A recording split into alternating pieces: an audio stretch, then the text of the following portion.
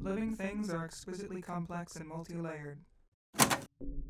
Within each organism, chemicals are pumped between cells, organizing tissues, organs, bodies. Curious scientists like this one find ways to access these hidden properties by making slight variants. This newly produced set of mutants express a fluorescent protein, which reveals the structure of certain cells within their bodies in order to probe their centers of communication. Ants, like all social organisms, communicate by transmitting signals. If an ant becomes frightened, for instance, she is likely to emit an alarm pheromone. Nearby ants can perceive the pheromone and amplify the smell of danger, quickly alerting the whole colony. After a long day, the scientist retreats from the lab. Their work is hard, but this one seems satisfied with their progress. However, the prospect of returning home presents its own worries. The scientist's partner is waiting in anticipation of their return home.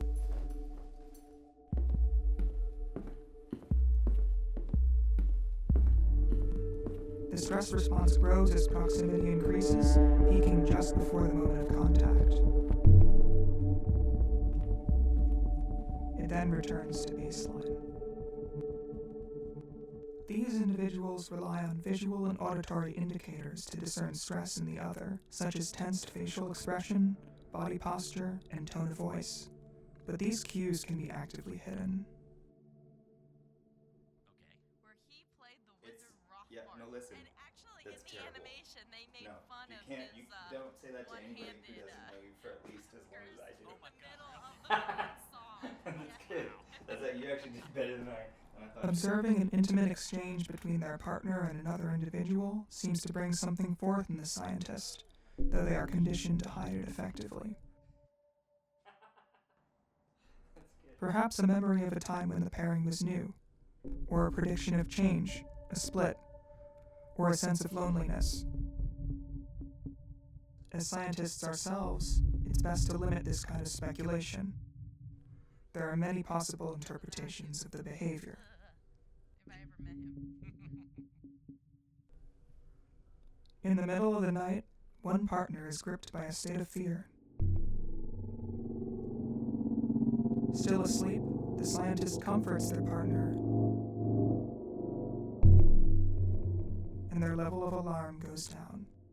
In their unconscious states, the pair are more attuned to one another than when their impulses are complicated by conscious thought. The daily cycle repeats, with new variations.